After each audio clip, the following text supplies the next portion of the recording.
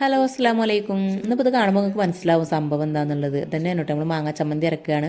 പണ്ടൊക്കെ വീടുകളിൽ എപ്പോഴും ഉണ്ടാകുന്ന സാധനമാണ് ചമ്മന്തി. അന്ന് എനിക്കും അതുപോലെ ഒരുപാട് ആൾക്കാർക്ക് ഇഷ്ടമല്ലാത്തൊരു സാധനമായിരിക്കും ചമ്മന്തി. ഇന്നിപ്പോൾ ഇവരുടെയൊക്കെ ഫേവറേറ്റ് ചമ്മന്തി തന്നെ ആയിരിക്കില്ലേ.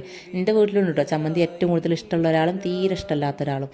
അപ്പോൾ എൻ്റെ അടുത്ത് അമ്മയും അമ്മിക്കുട്ടിയൊന്നുമില്ല, മിക്സിയിലാണ് സാധാരണ അരക്കല്. ഇതിപ്പോൾ ഞാൻ വീട്ടിൽ പോയപ്പോൾ അവിടുന്ന് ഉമ്മാനോട് പറഞ്ഞപ്പോൾ ഉമ്മ ചമ്മന്തി അരച്ചരാന്ന് പറഞ്ഞു.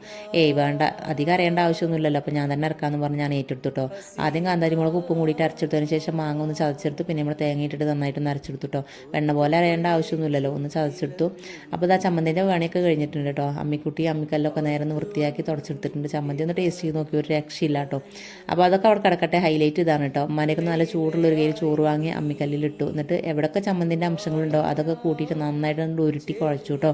എന്നിട്ട് കുറച്ച് ചമ്മന്തി കൂടി കൂട്ടി അതും കൂടി കൂട്ടിയിട്ട് നമ്മൾക്ക് ചമ്മന്തി തീരെ ഇഷ്ടമില്ലാത്ത നമ്മൾ റിയാപ്പാത്തുണ്ടോ അവളെ വായിക്കണം കൊണ്ടുപോയി വെച്ചു കൊടുത്തു. അവളന്ന് വൈകുന്നേരം കൂടി ചമ്മന്തി കൂട്ടിയിട്ടാണ് ചോറുന്ന്. എന്താ കഥ അല്ലേ.